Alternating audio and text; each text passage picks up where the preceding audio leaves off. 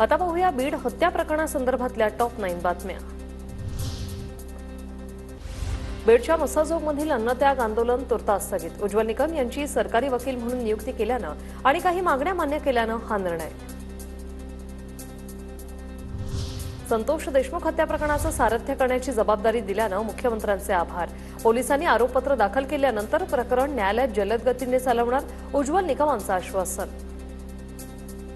कायदा हा सर्वोच्च आहे आणि निश्चितपणे ज्यावेळेला पोलीस यंत्रणा याच्यातील आरोपपत्र दाखल करतील त्यावेळेला खटल्याचं कामकाज लवकर। राजकारण सोडलं तर वकील म्हणून उज्ज्वल निकमांचं काम उत्तमच। धनंजय देशमुखांचाही निकमांवर विश्वास, प्रकरणातील प्रत्येक मुद्दे ते लावून धरतील। अंजली दमनिया यांच्याकडून विश्वास व्यक्त। मला असं वाटतं ते अतिशय मुद्देसूद मांडतात आणि न्याय देण्याचा प्रयत्न ते नक्की करतील असं मला देखील वाटत होतं।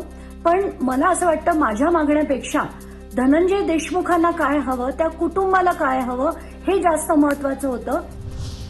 संतोष देशमुख हत्या प्रकरणात सरकारने काहीतरी निर्णय घेतला याचं स्वागत। उज्ज्वल निकमांची विशेष सरकारी वकील म्हणून नियुक्ती केल्याप्रकरणी सुप्रिया सुळेंची प्रतिक्रिया।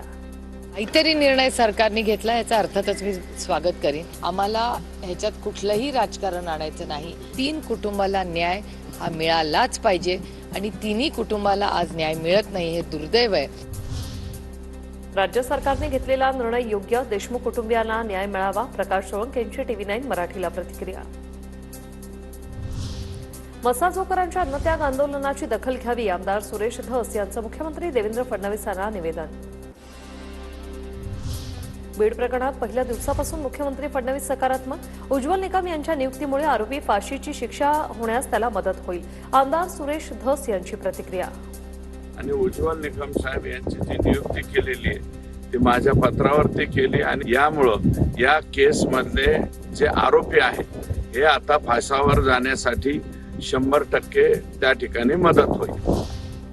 आता अन्नत्याग आंदोलन नाही तर रस्त्यावरची लढाई लढणार आहे। मागण्या मान्य झाल्या नाही तर पुढाऱ्यांना गावात फिरू देणार नाही। अन्नत्याग आंदोलन स्थगित केल्यानंतर मसाजोगच्या ग्रामस्थांची आक्रमक भूमिका।